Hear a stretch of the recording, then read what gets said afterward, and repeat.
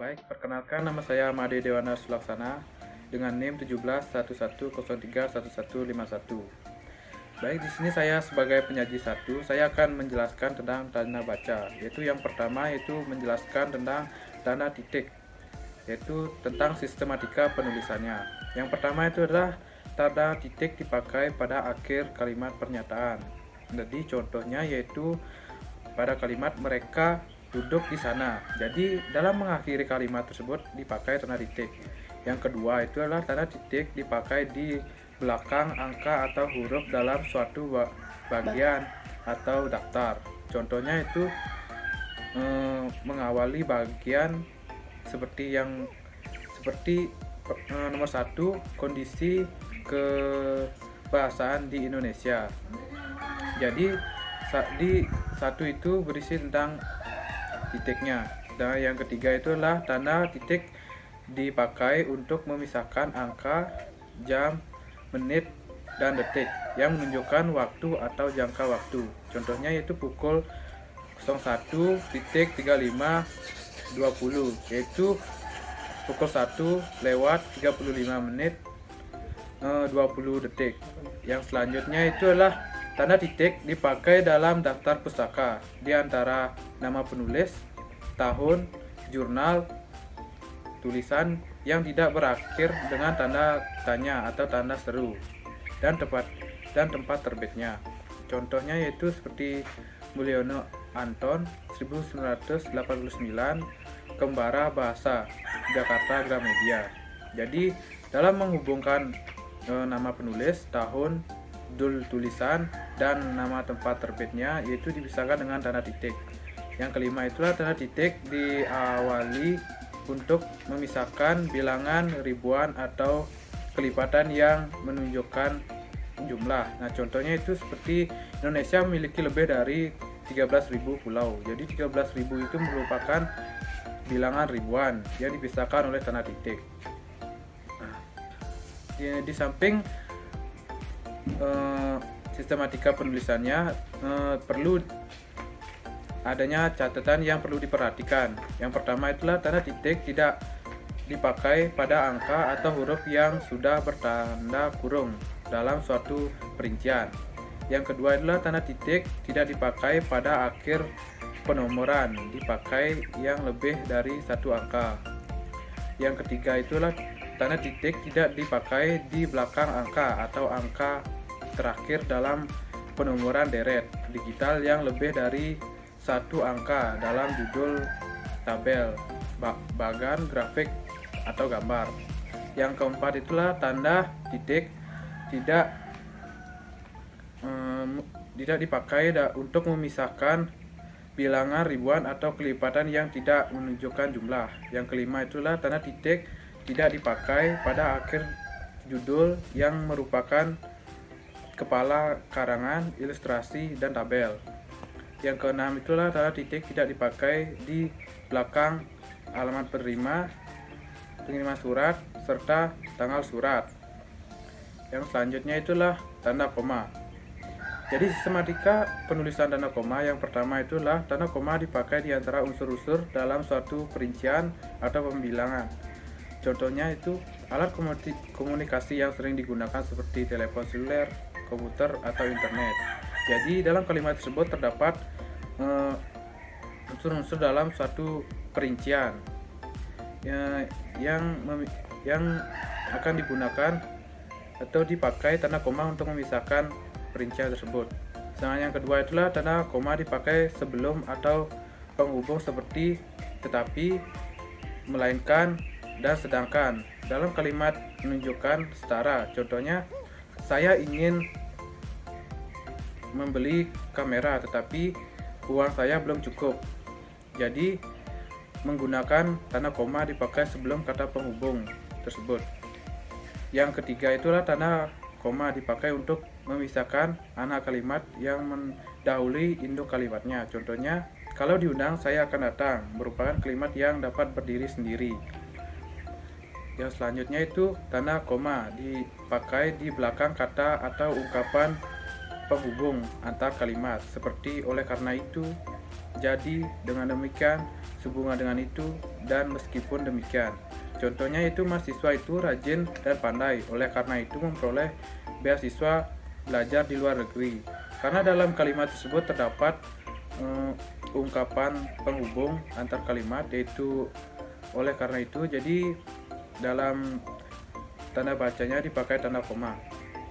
Selanjutnya itu tanda koma dipakai sebelum dan sesudah kata seru seperti oh, ya, wah, aduh, atau hai, dan kata yang dipakai sebagai sapaan seperti bu, dek, atau nak. Contohnya hati-hati ya, jalannya licin. Jadi dalam kalimat tersebut terdapat kata seru yaitu ya. Jadi tanda koma dipakai sebelum dan sesudah kata seru tersebut. Dan yang keenam adalah tanda koma dipakai untuk memisahkan petikan langsung dari bagian lain dalam kalimat. Contohnya itu kata nenek saya, kita harus berbagi dalam hidup ini. Jadi tanda koma dipakai untuk memisahkan petikan langsung dari bagian lainnya.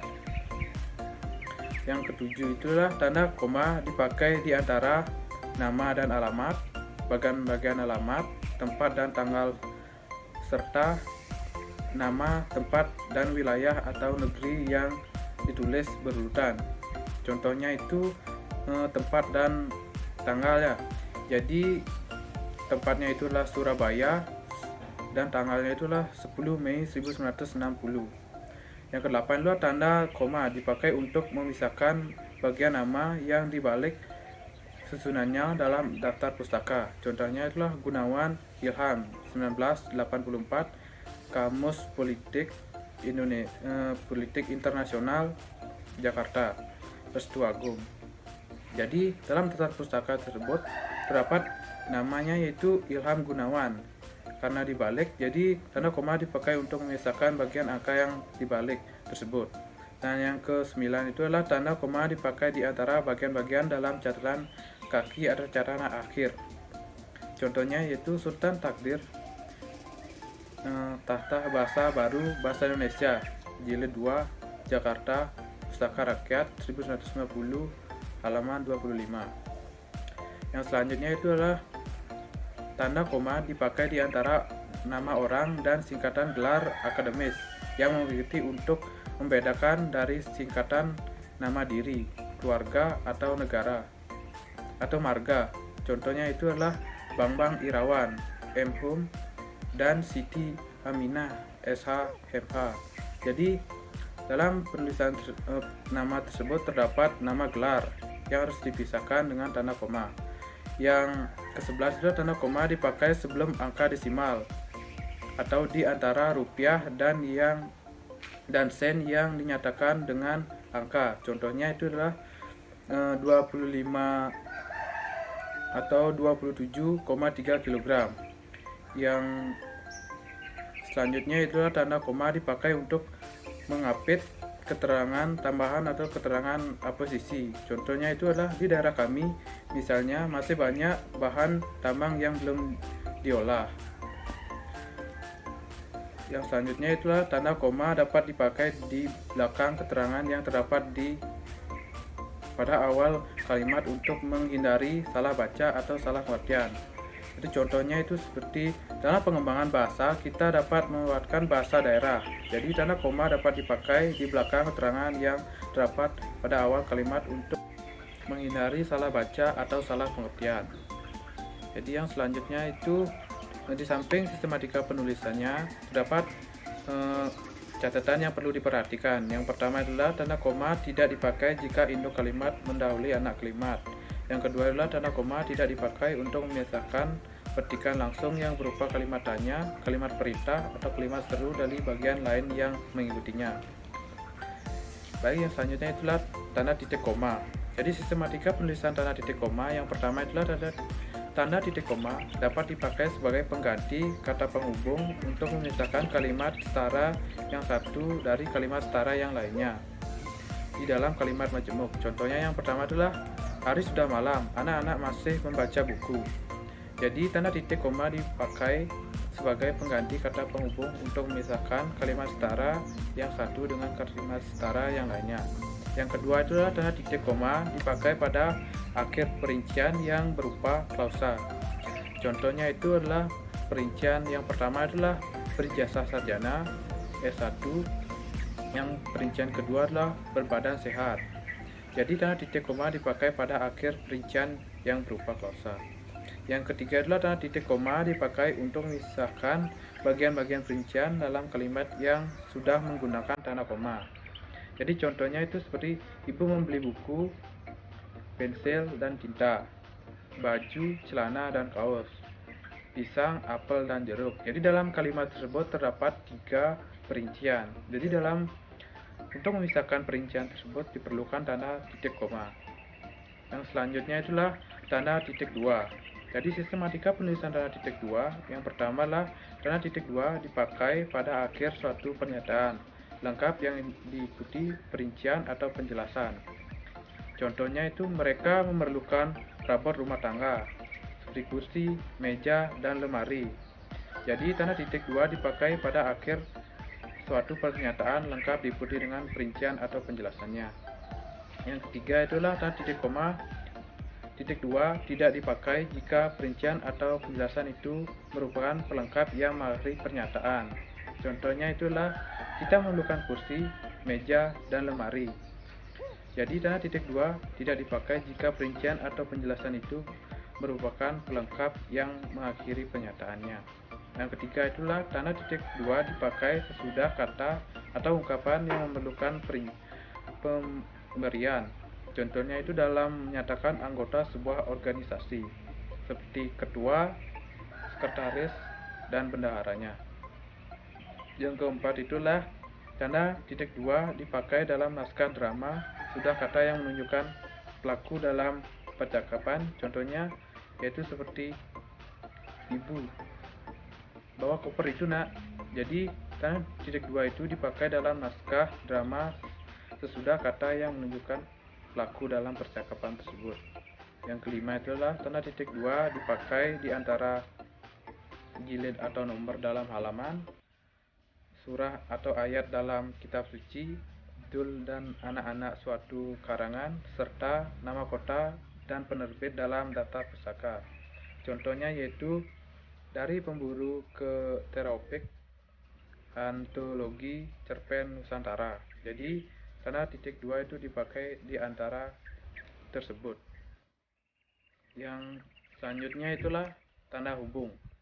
Jadi sistematika penulisan tanda hubung yang pertama itulah tanda hubung dipakai untuk menandai bagian kata yang terpenggal oleh pergantian baris. Contohnya itu adalah seperti kalimat nelayan pesisir itu berhasil membudidayakan rumput laut. Jadi dalam kalimat tersebut membudidayakan itu bagian katanya terpenggal, jadi menggunakan tanda hubung. Yang kedua adalah tanda hubung dipakai untuk menyambung unsur kata ulang. Contohnya itu adalah anak-anak. Jadi kata itu berulang-ulang, jadi menggunakan tanda hubung. Tanda hubung yang ketiga itulah tanda hubung dipakai untuk menyambung tanggal, bulan, dan tahun yang dinyatakan dengan angka atau menyambung huruf dalam kata yang dieja satu persatu. Contohnya itulah 11, 10, 2013. Yang keempat adalah tanda hubung dapat dipakai untuk memperjelas hubungan bagian kata atau ungkapan. Contohnya itulah berevolusi, mengukur. Jadi dalam kata tersebut terdapat bagian-bagian kata, yaitu ada ber dan evolusi. Jadi menggunakan tanda hubung. Yang kedua itulah tanda hubung dipakai untuk merangkai. Contohnya itulah kedua, ketiga, keempat, dan seterusnya. Jadi menggunakan tanda hubung untuk merangkainya. Yang keenam adalah tanda hubung dipakai untuk merangkai unsur bahasa Indonesia dengan unsur bahasa daerah atau bahasa asing. Seperti contohnya itulah di backup, merecall, pentekelan. Jadi di backup itu terdapat dua unsur bahasa, yaitu bahasa Indonesia di dan unsur bahasa asing atau backup. Jadi menggunakan tanda hubung. Yang terakhir adalah tanda hubung digunakan untuk menandai bentuk terikat yang menjadi objek bahasa. Contohnya itulah akhiran isasi pada kata bertonisasi. Jadi tanda hubung digunakan untuk menandai bentuk terikat yang menjadi objek bahasan tersebut. Sekian presentasi dari saya.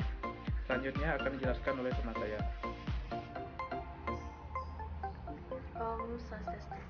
Baik, perkenalkan, saya Ida Ayu Ulan Nindika Sanjiwani dengan NIM 1711031092. Saya dari kelompok 5, saya sebagai penyaji 2. Di sini saya akan melanjutkan menjelaskan mengenai tanda baca, yaitu saya mendapatkan bagian F hingga G. Baik, di sini saya akan melanjutkan mengenai tanda pisah, di mana tanda pisah itu dapat dipakai untuk membatasi penyisipan kata atau kalimat. Nah, contohnya itu ada seperti ini. Kemerdekaan bangsa itu, tanda pisah, saya yakin akan tercapai. Tanda pisah diperjuangkan oleh bangsa itu sendiri. Nah, yang kedua, ada tanda pisah dapat dipakai juga untuk menegaskan adanya keterangan oposisi atau keterangan yang lain. Sebagai contohnya seperti ini. Soekarno-Hatta, tanda pisah, proklamator kemerdekaan RI, tanda pisah diabadikan menjadi nama bandar udara internasional seperti itu. Nah, untuk yang ketiga, tanda pisah dipakai di antara dua bilangan tanggal atau tempat yang berarti sampai dengan atau sampai ke. Nah, contohnya seperti ini. Tahun 2010 sampai tahun 2013. Tanggal 5 hingga 10 April 2013, Jakarta sampai Bandung. Nah, untuk yang kedua, bagian G itu ada tanda tanya, yang dimana tanda tanya dipakai untuk akhir kalimat tanya. Contohnya, kapan Hari Pendidikan Nasional diperingati? Tanda tanya. Siapa pencipta lagu Indonesia Raya? Seperti itu. Yang kedua, Monumen Nasional mulai dibangun pada tahun 1961, tanda tanya. Nah, untuk yang bagian H itu ada tanda seru, di mana tanda seru ini dipakai untuk mengakhiri ungkapan atau pernyataan yang berupa suruhan atau perintah. Contohnya seperti ini. Alangkah indahnya Taman Laut di Bunaken, tanda seru. Yang kedua, mari kita dukung gerakan cinta bahasa Indonesia. Baik, selanjutnya itu ada tanda elipsis, yang dimana tanda elipsis itu dipakai untuk menunjukkan bahwa dalam suatu kalimat atau kutipan ada bagian yang hilang. Contohnya seperti ini. Yang pertama, penyebab kemerosotan titik-titik akan diteliti lebih lanjut. Yang kedua, dalam Undang-Undang Dasar 1945 disebutkan bahwa bangsa negara ialah titik-titik seperti itu. Nah, untuk yang kedua ada tanda elipsis yang dipakai untuk menulis ujaran atau tidak selesai dalam dialog. Contohnya seperti ini. Menurut saya, titik-titik seperti titik-titik bagaimana ya, Bu? Yang kedua, jadi simpulannya titik-titik sudah saatnya istirahat, seperti itu. Nah, untuk yang terakhir adalah bagian J, di mana tanda petik. Tanda petik itu dipakai untuk mengapit petikan langsung yang berasal dari pembicara. Contohnya,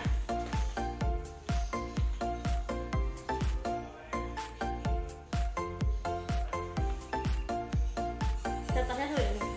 Merdeka atau mati, seru Bung Tomo dalam pidatonya. Yang kedua, kerjakan tugas ini sekarang, perintah atasnya, besok akan dibahas dalam rapat. Nah, yang kedua, tanda petik dipakai untuk mengapit judul sajak, lagu, film, sinetron, artikel, atau bab buku yang dipakai dalam kalimat. Contohnya seperti ini. Sajak, pahlawanku, terdapat dalam halaman 125 buku itu. Yang kedua, marilah kita menyampaikan lagu Maju Tak Gentar.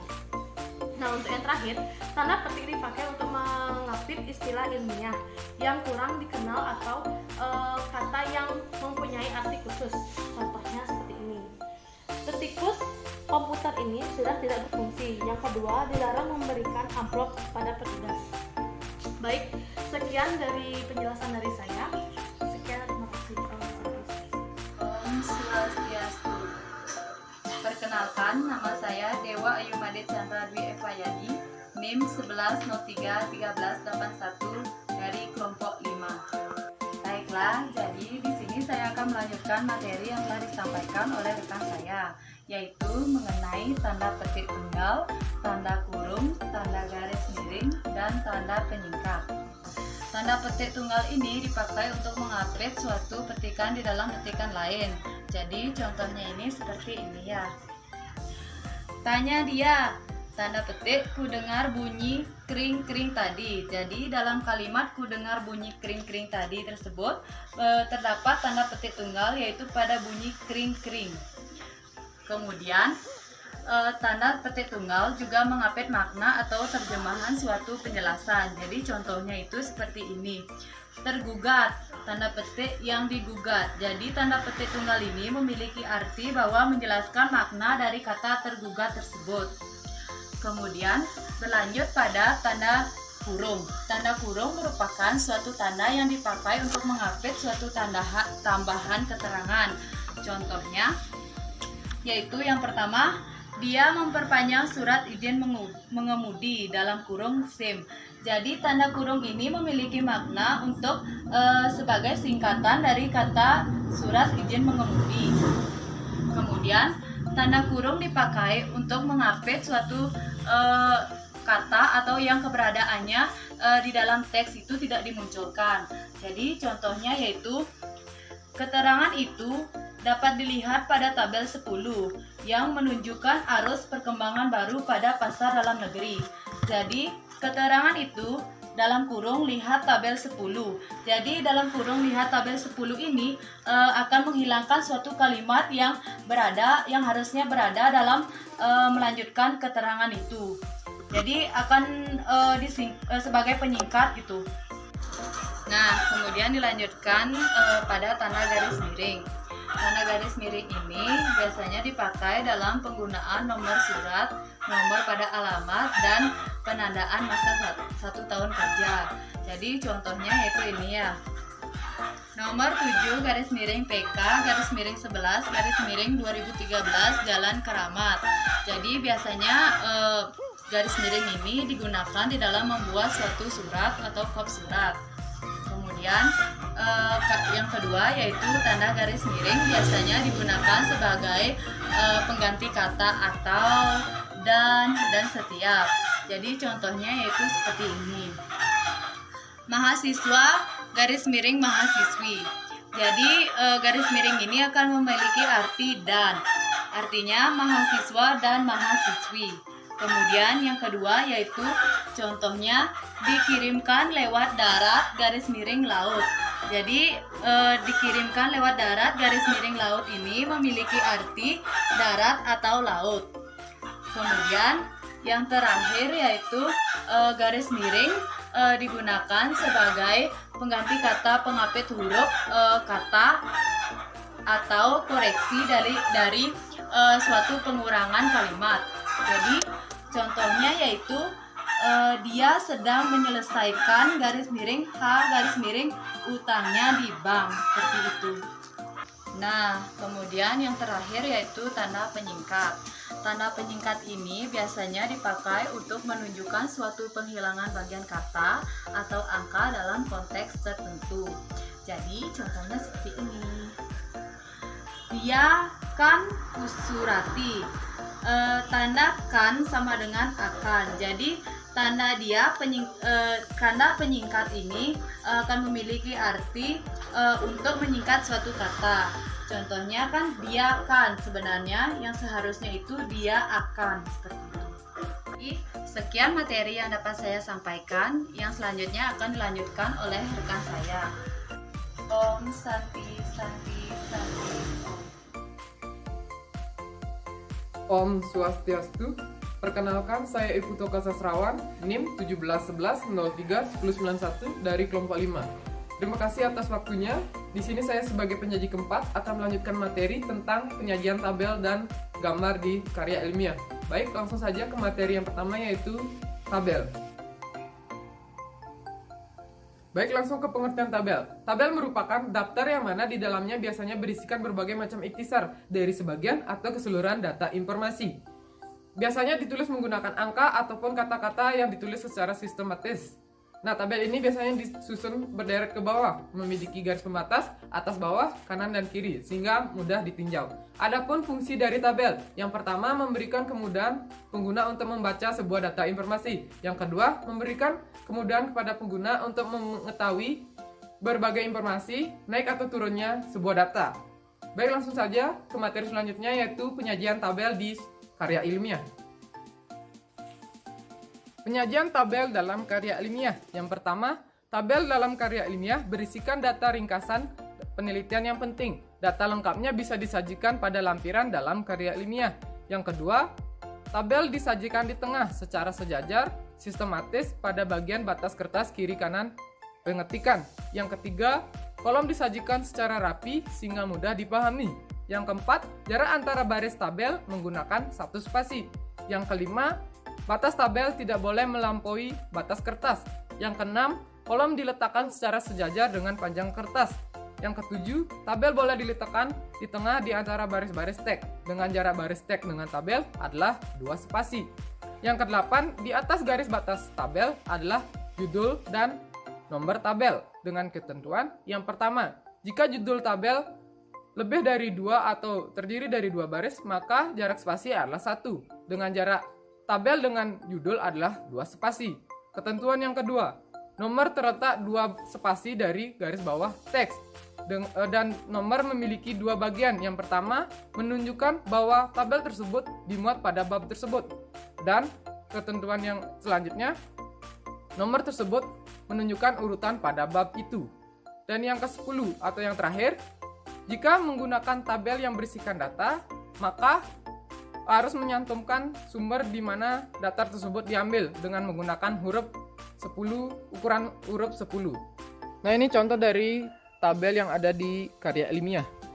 Contohnya, tabel 2.1 distribusi penduduk Sumber Sari Kecamatan Kangean menurut golongan, umur, dan jenis kelamin pada tahun 2010. Nah, di bawah tabel tersebut berisikan sumber di mana data tersebut diambil. Berarti tabel tersebut berada di bab 2 urutan pertama karena tabel tersebut menunjukkan tabel 2.1 seperti itu. Baik, selanjutnya yaitu pengertian dari gambar. Selanjutnya yaitu gambar. Nah, gambar dalam karya ilmiah yang dimaksud adalah seperti bagan, grafik, diagram, peta, ataupun foto. Nah, gambar ini biasanya sebagai penunjang atau pendukung dalam karya ilmiah. Seperti contohnya foto. Foto ini biasanya sebagai bukti bahwa penelitian tersebut berjalan atau menggunakan sumber-sumber lain. Bisa disajikan dalam lampiran ataupun di bagian naskah-naskah teks karya ilmiah. Nah, adapun ketentuan dari gambar tersebut. Yang pertama, garis batas gambar diletakkan secara sistematis dan tidak boleh melebihi batas kertas. Yang kedua, jika gambar besar, maka diletakkan secara sistematis, tetapi tidak boleh melebihi batas kertas juga. Nah, jika gambar kecil, dan jika kita perbesar, maka gambarnya kurang bagus. Nah, letakkan gambar tersebut agar terletak sistematis pada naskah teks. Yang ketiga, di bawah gambar terletak judul dan nomor gambar. Nah, jika judul memiliki dua baris atau lebih, maka jarak spasinya adalah 1. Jarak judul dan gambar adalah 2 spasi. Nah, selanjutnya yaitu nomor. Nomor terletak 2 spasi juga dari gambar dan memiliki 2 bagian. Yang pertama, menunjukkan bahwa gambar tersebut berada pada bab tersebut dan menunjukkan bahwa nomor urut pada bab tersebut. Yang selanjutnya yaitu yang keempat. Nah, gambar jika memiliki atau memerlukan kertas lebih luas, maka diletakkan pada lampiran. Yang kelima, jika memiliki keterangan, jangan letakkan pada halaman lain. Oke, inilah contoh dari tabel yang ada dalam karya ilmiah. Gambar 1. Beberapa contoh makanan laut yang mengandung gizi tinggi. Nah, di bawahnya juga berisikan sumber dengan ukuran font 10. Sumber buku Atlas Biologi 2010. Baik, sekian materi dari saya. Selanjutnya akan dilanjutkan oleh rekan saya. Om Swastiastu, salam harmoni. Perkenalkan, nama saya Ana Agung Ayu Madeline Sari. Saya dari kelompok 5. Di sini saya akan melanjutkan presentasi dari penyaji sebelumnya. Jadi langsung saja. Saya akan membahas mengenai percetakan. Yang pertama adalah tipe huruf. Jadi, karya tulis ilmiah diketik dengan menggunakan huruf Times New Roman dengan ukuran 12. Kemudian pada halaman sampul disesuaikan dengan ketentuan-ketentuan yang sudah berlaku. Yang selanjutnya adalah halaman judul, sesuai ketentuan tentang judul pula. Kemudian yang selanjutnya adalah judul gambar. Jadi judul gambar ditulis di bawah gambar dengan ukuran huruf 12. Yang selanjutnya adalah tabel. Jadi judul tabel dan teks berukuran huruf 12 ditulis di atas tabel. Isi tabel dan keterangan berukuran huruf 10, 11, atau 12. Disesuaikan dengan ukuran gambarnya pula. Kemudian adalah jenis huruf. Jadi jenis huruf, naskah diketik dengan huruf tegak dan biasa, naskah tidak diketik tebal atau miring. Kemudian huruf tebal. Jadi huruf tebal itu hanya digunakan pada saat penulisan kata pengantar, daftar isi, daftar tabel, dan daftar pustaka. Yang selanjutnya adalah tulisan bab. Jadi tulisan bab ditulis dengan ukuran huruf 12. Begitu pula dengan nomor dan judul subbab ditulis dengan ukuran huruf 12 pula. Yang selanjutnya adalah huruf miring. Jadi huruf miring ini digunakan pada nama Latin suatu tumbuhan, nama hewan, ataupun jasad remik. Kemudian adalah yang selanjutnya yaitu istilah asing. Istilah asing misalnya dalam bahasa Inggris ataupun bahasa lainnya. Kemudian bilangan dan satuan. Jadi bilangan dan satuan ini sudah ditentukan penulisannya. Misalnya sentimeter. Sentimeter ditulis dengan huruf cm. Milimeter ditulis dengan huruf ml, dan lainnya. Yang selanjutnya adalah penulisan angka. Angka Arab biasanya ditulis dengan misalnya huruf dalam bentuk sentian. Senti itu ditulis 174. Kemudian kalau massa biasanya 81,0 kg, dan presentasi ditulis dengan angka misalnya 10,77%. Maka ditulis 10,7%. Yang selanjutnya adalah jarak baris. Jadi jarak baris dalam naskah karya tulis ilmiah diatur sebagai berikut. Misalnya yang pertama adalah jarak baris 1 spasi. Ini digunakan untuk isi abstrak, kemudian judul gambar, judul tabel, isi tabel, dan lainnya. Kemudian yang selanjutnya adalah jarak baris 1,5 spasi. Jadi semua selain yang disebutkan sebelumnya itu jaraknya adalah 1,5 spasi. Yang selanjutnya adalah jarak baris. Jadi jarak baris antar judul bab antara satu bab dengan bab lainnya itu diberikan batas 3 spasi. Kemudian yang selanjutnya adalah daftar pustaka. Jadi daftar pustaka jarak yang pertama itu dengan teks di setiap pustaka itu jaraknya 1 spasi. Kemudian untuk antar satu daftar pustaka dan daftar pustaka lainnya itu 1,5. Kemudian batas tepi. Jadi batas tepi yang diatur yaitu yang tepi atas itu 44 cm, kemudian tepi kiri 4 cm, tepi bawah 3 cm, dan tepi kanan 3 cm. Kemudian pengisian ruang. Jadi pada prinsipnya seluruh halaman harus berisi penuh format Justifi kecuali untuk gambar dan tabel. Bab dan subbab itu setiap subbab dimulai pada halaman baru. Subbab yang langsung diikuti dengan teks minimal terdiri dari 2 baris teks. Kemudian yang ketiga adalah subbab yang diikuti dengan anak subbab minimal diikuti oleh 2 baris teks. Yang selanjutnya adalah penulisan daftar pustaka. Jadi, teks suatu pustaka pada daftar pustaka harus diketik pada halaman yang sama, tidak boleh dipisahkan dan dilanjutkan pada halaman berikutnya. Untuk selanjutnya adalah permulaan kalimat. Jadi awal kalimat, bilangan, lambang, dan rumus kimia itu digunakan untuk memulai suatu kalimat itu harus dieja. Kemudian untuk rumus kimia harus ditulis nama aslinya, tidak boleh nama-nama senyawanya. Kemudian adalah lambang Yunani. Jadi lambang Yunani harus didahului terlebih dahulu dengan kata lambang, tanda, ataupun arti yang sesungguhnya. Yang selanjutnya adalah bab, subbab, anak subbab, dan lain-lain. Jadi ketentuannya untuk bab, kata bab ditulis dengan huruf besar atau huruf kapital semua, diikuti dengan nomor dan nama judul babnya. Yang selanjutnya adalah tiap bab dimulai pada halaman baru.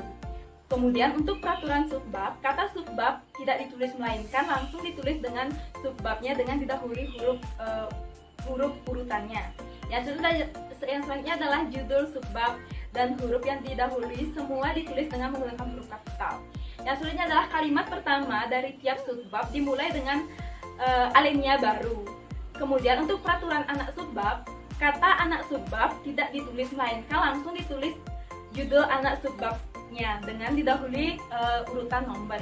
Yang selanjutnya adalah setiap awal kata pada judul subbab ditulis dengan menggunakan huruf kapital, dan nomor urut dari anak subbab terletak pada bagian bawah harus nomor urut dari anak subbab terletak tepat di bawah huruf pertama dari judul subbab tersebut. Kemudian kalimat pertama dari anak subbab dimulai dengan alinea baru di bawah huruf pertama dari judul anak subbab tersebut.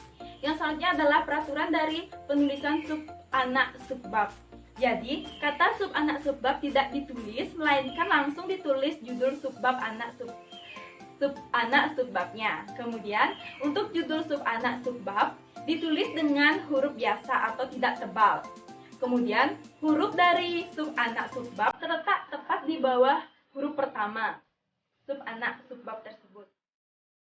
Yang selanjutnya adalah rincian ke bawah. Jadi, rincian ke bawah untuk urutan yang pertama itu dimulai dengan angka Romawi. Kemudian urutan kedua atau subbab A kapital dan seterusnya. Kemudian untuk urutan ketiga atau anak subbab itu didahului dengan angka 1, 2, 3 dan seterusnya. Untuk urutan keempat sub anak subbab dimulai dengan huruf A, B, C kecil dan seterusnya. Kemudian adapun maksimum urutan subbab itu hanyalah sampai 8 saja. Contoh rincian dari subbab misalnya bab 1 pendahuluan. Jadi itu harus kita tulis dengan cetak tebal seperti itu atau ditulis dengan huruf kapital. Baik, untuk selanjutnya itu saja yang dapat saya sampaikan. Akhir kata saya tutup dengan Paramesanti. Om Santi Santi Santi. Baik, sekian presentasi dari kelompok kami. Jika ada salah kata yang kurang berkenan di hati, kami memohon maaf. Saya tutup dengan Paramesanti. Om Santi Santi Santi Om.